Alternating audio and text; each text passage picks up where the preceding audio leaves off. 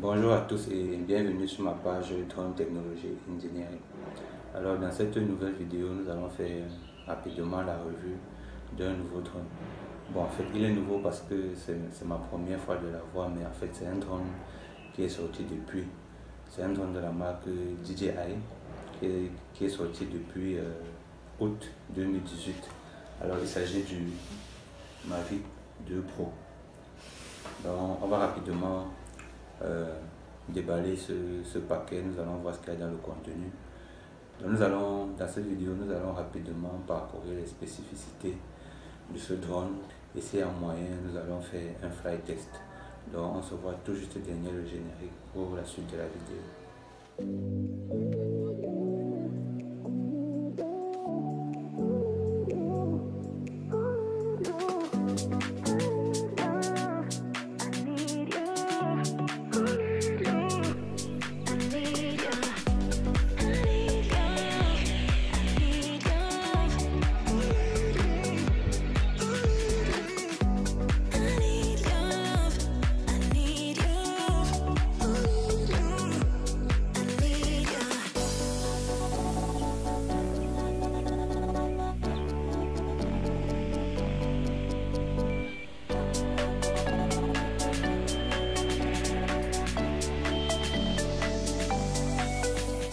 Alors maintenant, nous allons rapidement voir les spécificités de ce drone avant de déballer le paquet. Alors comme je disais tout à l'heure, c'est un drone qui est sorti courant août 2018 et c'est sorti en deux versions. Le modèle général, c'est le Mavic 2.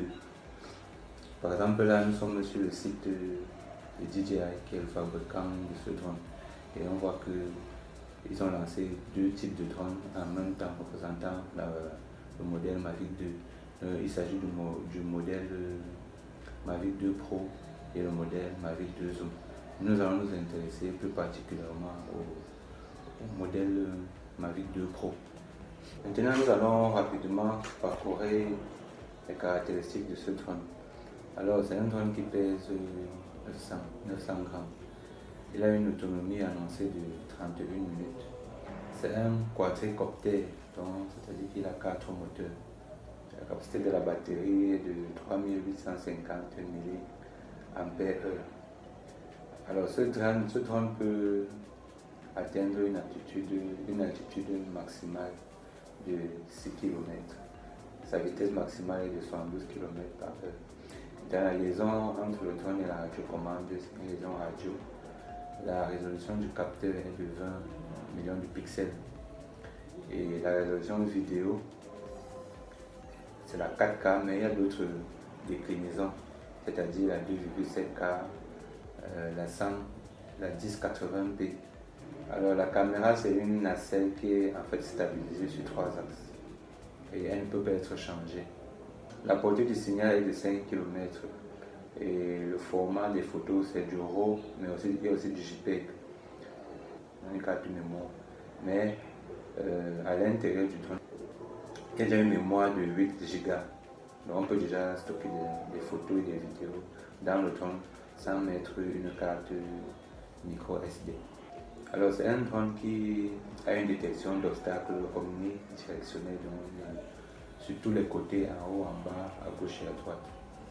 C'est un drone qui est aussi équipé d'un récepteur GPS qui combine les deux systèmes satellitaires, c'est-à-dire le système américain GPS et le système russe GLONASS. Maintenant, on a aussi de l'information sur l'application. Maintenant, le nom de l'application qu'il faut télécharger pour utiliser ce drone, c'est l'application DJI Go 4. Maintenant, nous allons procéder au déballage du paquet pour voir ce qui est à l'intérieur.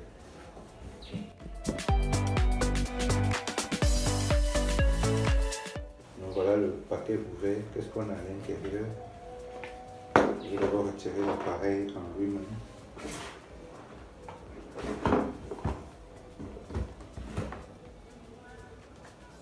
Voilà notre appareil Mavic 2 Pro. Je vais d'abord le poser là. Après, qu'est-ce qu'on a d'autre? On a bien sûr la radiocommande. permet de piloter le drone. Après, on a des boîtes là. Dans cette boîte, qu'est-ce que nous avons? Ici, c'est le chargeur. Dans cette boîte, nous avons le chargeur de la batterie avec le cordon pour connecter au secteur. Je vois aussi un cordon Android là. Je crois que c'est pour charger la radiocommande. Nous avons ce chargeur.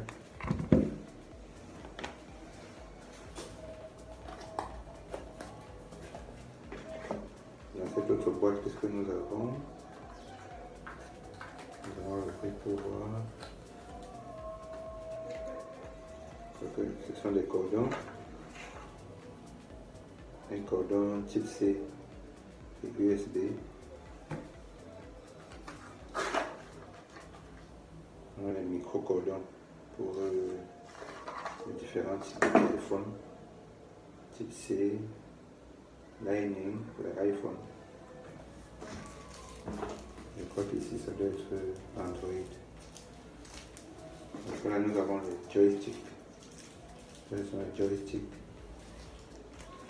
Et ici c'est un adaptateur. Un adaptateur, je pense, type C pour Android. C'est tout ce que nous avons dans cette boîte. Après il y a la boîte-ci. Qu'est-ce que nous avons dans cette boîte?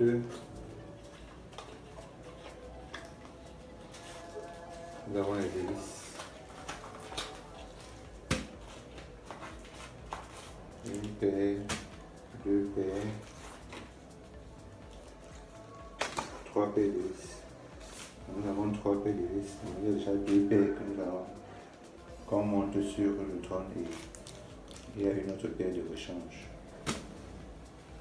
Et dans cette autre boîte, dans cette même boîte, nous avons maintenant la documentation. Tout ce qui est documentation pour comprendre le fonctionnement du drone à prise en main.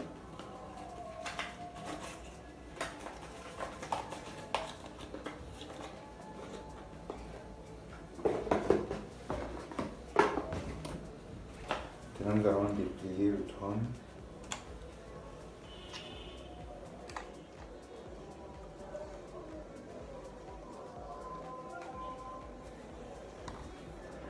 Le voilà déplié. Nous allons aussi déplier la radiocommande. Voilà la radiocommande et nous avons le joystick ici.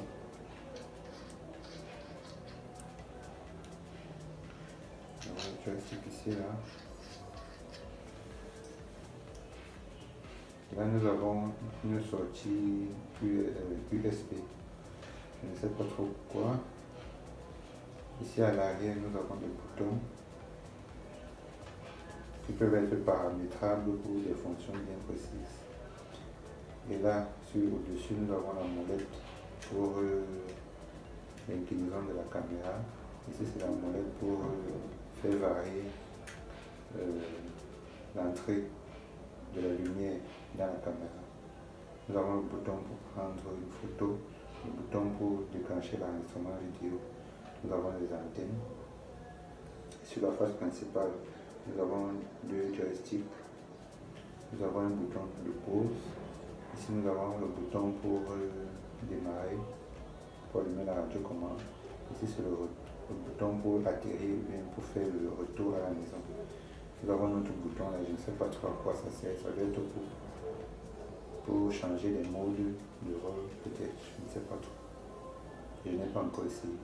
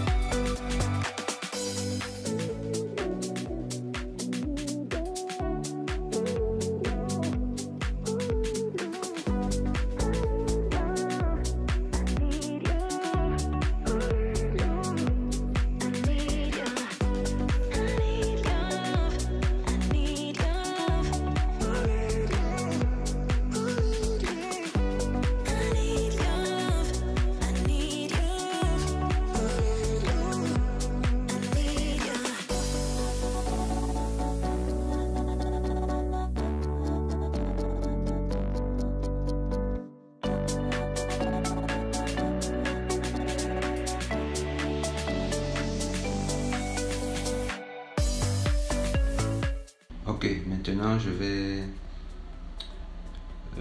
connecter le drone à l'application DJI Go 4.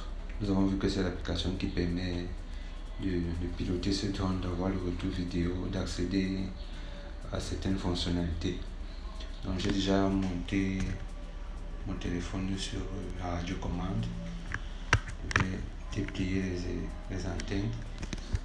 Maintenant, j'ai déjà enlevé la coque de protection de la caméra sur le drone. Il faut maintenant que je démarre le drone et je démarre la radiocommande. Là, j'ai démarré le drone, la caméra se calibre. Maintenant, je démarre la radiocommande.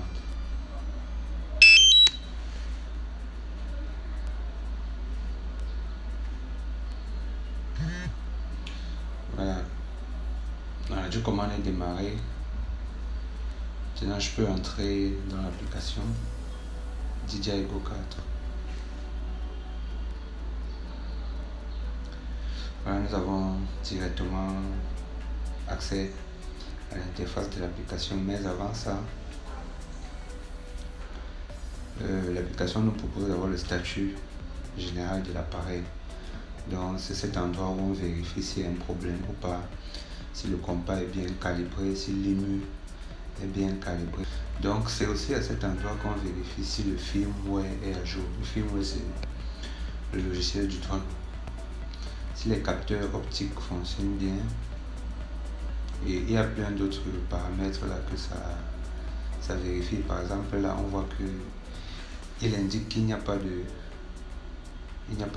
carte SD et que la mémoire interne, puisque nous avons vu que ce drone a une mémoire interne de 8 Go, la mémoire interne restant est juste de 2 Go, et il nous demande s'il faut formater. Moi je vais même lui dire de formater, comme ça libère plus d'espace. Voilà, le formatage a réussi. Maintenant nous avons 8 Go de mémoire interne disponible. Voilà, une fois qu'on a checké tout ça, maintenant on peut fermer pour accéder à l'interface. Et puis il y a toujours ce message de sécurité qu'il donne, qu'on doit voler avec des précautions. Le système de détection des obstacles doit bien sûr être activé. Maintenant, entre temps aussi, il y a une présentation. L'application fait une présentation des différentes fonctionnalités des différents outils. Il nous montre le mode de vol de l'appareil, en mode positioning. À ce niveau, on a le nombre de satellites qui est capté par l'appareil.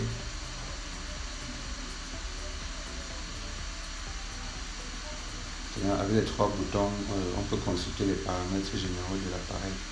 Ça, c'est l'endroit où on shift entre le mode photo et le mode vidéo. Et ça, c'est le bouton de capture. Les réglages pour la vidéo. Ça, c'est le bouton pour décoller automatiquement. Le bouton pour faire le RTH, donc le return à la maison. Après, il y a les fonctionnalités, les modules de vol automatique qu'on peut consulter à ce niveau-là. Ça, c'est activer l'évitement d'obstacles. Donc, on peut voler dans des situations où on a besoin que le drone évite lui-même les obstacles. Donc, il suffit juste d'activer ça. Et là, le tutoriel de présentation de l'application est terminé. Donc, maintenant, là, nous avons le retour vidéo. Si je mets le retour vidéo, je peux jouer sur l'inclinaison de la caméra, comme vous voyez. La caméra peut monter jusqu'à 30% et ça peut descendre jusqu'à 90%, jusqu'à moins 90%. Voilà, vous voyez bien qu'on a le retour vidéo.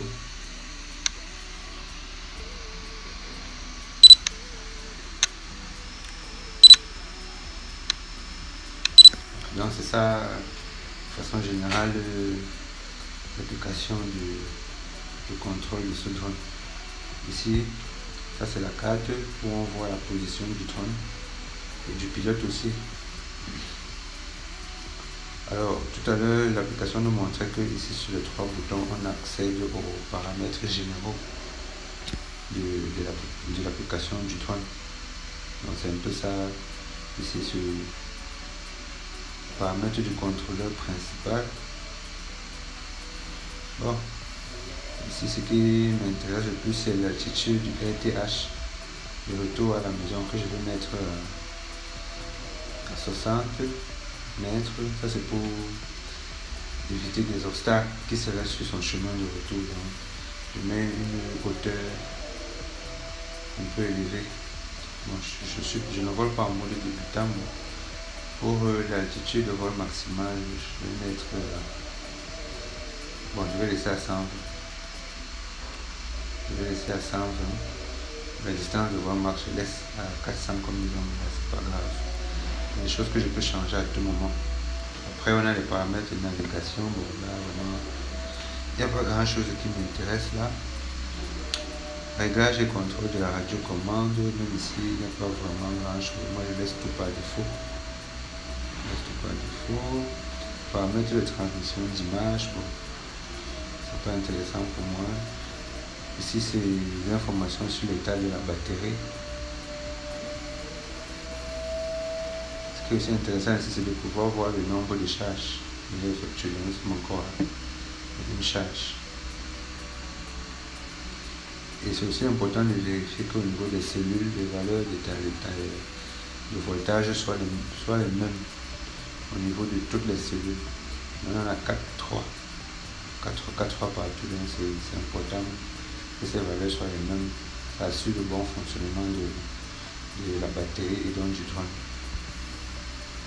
Les réglages de la nacelle, vraiment, je pense que la nacelle n'a pas de problème. On va voir ça pendant le flight test, mais je pense vraiment que la nacelle n'a pas de problème. Pas besoin d'étalonner, ça n'a pas signalé un problème. Maintenant, les unités, moi je laisse ça en métrique. Donc pour la diffusion, je ne veux pas encore faire ça. Ça c'est une option que j'aime bien, enregistrer le son avec le cache vidéo. Quand on fait la vidéo, ça enregistre directement le son, c'est souvent intéressant.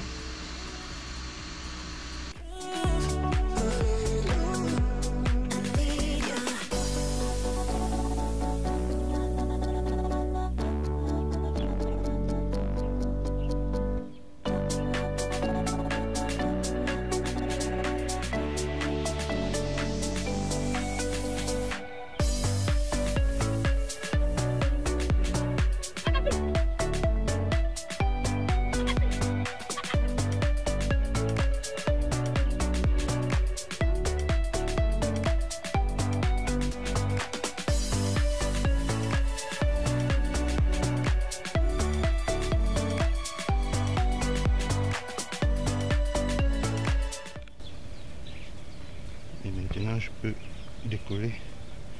Ready to go. Je peux maintenant décoller. Donc, je vais faire un décollage automatique d'abord.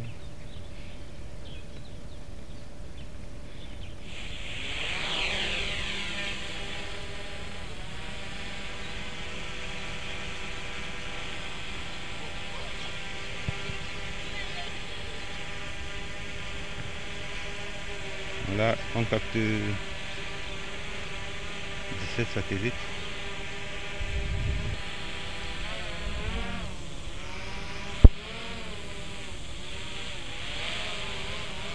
Ce qui est des premières commandes, monter, descendre, aller à gauche, aller à droite.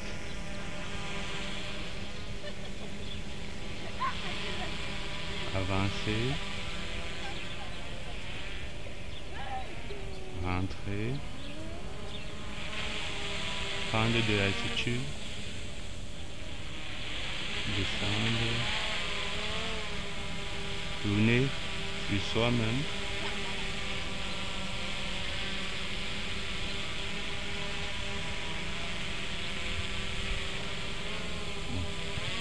je vais faire un tour.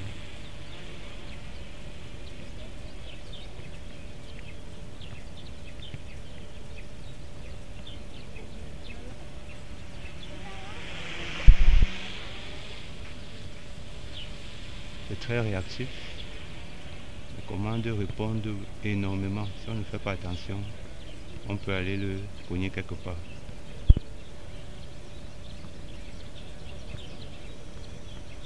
Il me demande si je veux quitter le mode débutant. Bon, j'ai accepté.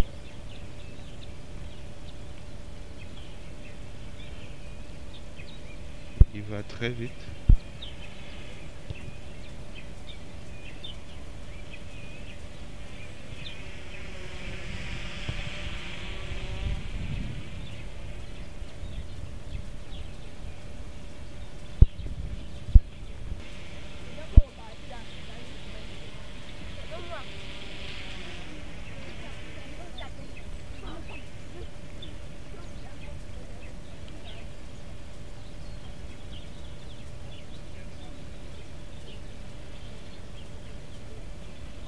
Très réactif ce drone. Et il est rapide. Si tu ne fais pas attention, tu peux le cogner quelque part. C'est vrai qu'il y a l'évitement d'obstacles. Mais il faut être prudent.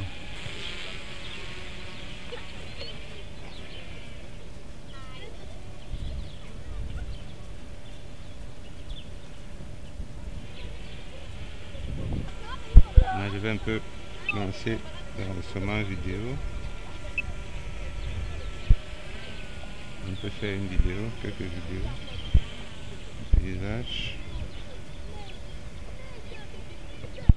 Donc ici nous sommes en train de filmer en 4K, 30 images par seconde. C'est la résolution.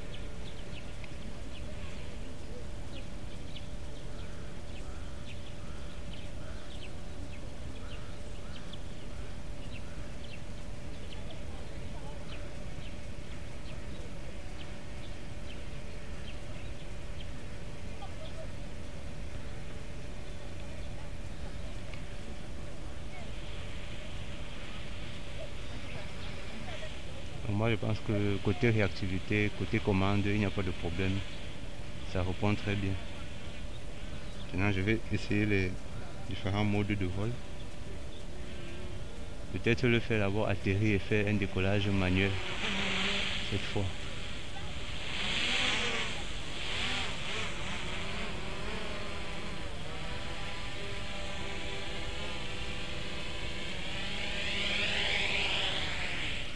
Reculez-vous, pardon. Là, j'ai atterri. Maintenant, je vais faire un décollage manuel. J'active les moteurs et je décolle. Il est très stable le décollage. Il décolle verticalement sans drifter. Voilà, maintenant, je vais essayer les modes de vol automatique.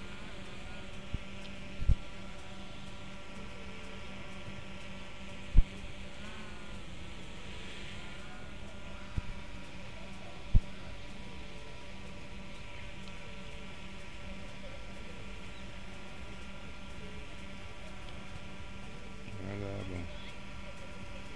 Je vais commencer par l'active track.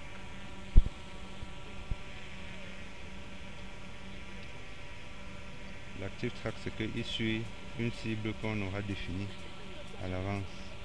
Je me définis comme obstacle. Je crois que c'est bon. Il devrait me suivre maintenant. Effectivement, il me suit. Il avance.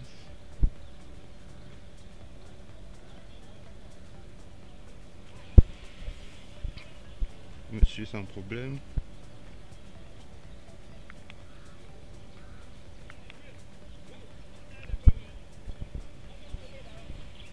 qu'est-ce qui se passe si je vais vers lui? Il rentre. Je vais vers lui, il rentre.